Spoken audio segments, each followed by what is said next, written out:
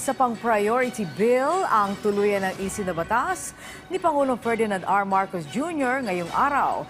Ito ay ang Magna Carta of Filipino Seafarers na layong palakasin pa ay binibigay na proteksyon sa ating mga kababayang marino at mapalawak pa ang kanilang mga oportunidad. Si Alan Francisco sa sentro ng balita.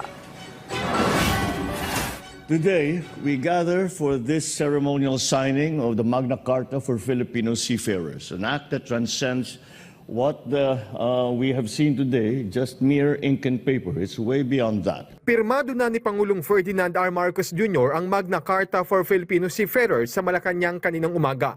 Layo ng batas na ito na protektahan ng karapatan at kapakanan ng mga domestic at overseas Filipino seafarers. It is a tribute to their sacrifices, but a call, not only a tribute to their sacrifices, but a call to weave together a future that they can be proud of.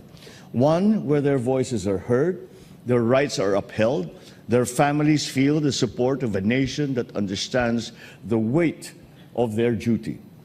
Kinilala ni Pangulong Marcos ang ambag ng mga seafarers hindi lang sa ekonomiya ng Pilipinas kundi sa pagiging tulay na nag-uugnay sa pagitan ng bansa at ng buong mundo. Sabi ng Pangulo, tinitiis ng mga mandaragat na Pilipino na pansamantalang mawalay sa kanilang mga kapamilya.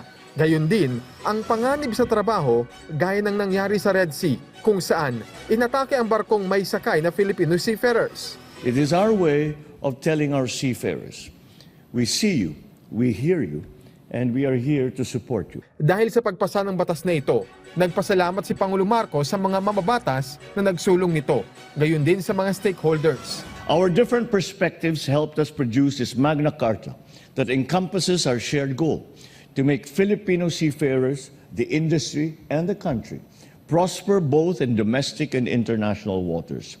At its core, this new law aims to uphold the fundamental rights of our overseas seafarers, their rights to fair wages, safe working conditions, and skills and competency development, amongst others. Kasabay nito, ang pagbibigay diin ni President Marcos sa tamang pasweldo at pagtrato sa mga seafarers. Kasama na rin ang training, secure contracts at benepisyo. Plano ring magtakda ng isang mekanismo ng pamahalaan upang matiyak na mapahalaga ng mga seafarers. By prohibiting the imposition of recruitment, placement, visa, or other related fees, we hope to alleviate some of the financial struggles that our seafarers that they have to go through, even before they board a vessel to set sail in international waters. Alan Francisco, para sa Pambansang TV, sa Bagong Pilipinas.